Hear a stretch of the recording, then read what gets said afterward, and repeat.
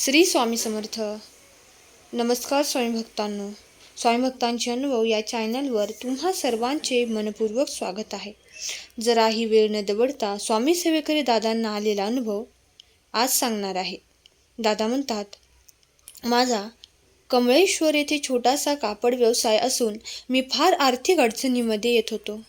एक दिवस दुकानात बसलो असताना कमळेश्वर सेवा केंद्रामध्ये प्रश्नोत्तर मार्गदर्शन करणारे एक सेवेकरी माझ्या दुकानामध्ये अचानक आले. त्यांनी मला माझ्या दुकानातून कापड खरेदी करायची आहे असे सांगितले. त्यांनी माझ्या दुकानातून कापड खरेदी केले व माझी विचारपूस केली. माझे कसे काय चाललेले आहे असे विचारले. मी त्यांना माझी सर्व परिस्थिती व आर्थिक अडचण सांगितली.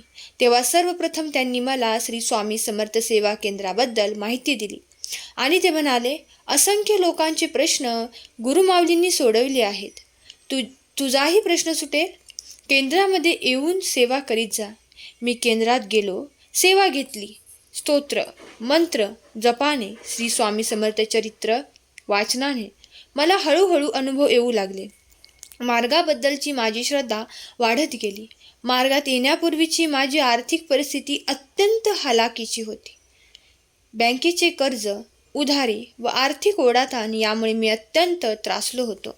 परंतु सेवेत आल्याने मला धीर मिळाला. जगण्याची नवीन उमेद मिळाली. मी आता हळूहळू आर्थिक अडचणीतून बाहेर पडत आहे. तसेच बँकेचे कर्ज फेडणे हे सुरू झाले आहे. जेव्हा सर्वसामान्य व्यक्तींचे सर्व प्रयत्न निष्फळ ठरतात, तेव्हा श्री स्वामी समर्थ महाराजांची सेवा, गुरुमाऊलींचे आशीर्वाद पाठीशी असतात. गरज आहे ती मनापासून स्वामींची सेवा करण्याची. स्वामी सदैव साथ देतच असतात. धन्यवाद. श्री स्वामी समर्थ. सेवेकरी दादांचा अनुभव कसा वाटला हे कमेंट करून नक्की सांगा आणि श्री स्वामी समर्थ लिहायला विसरू नका. धन्यवाद.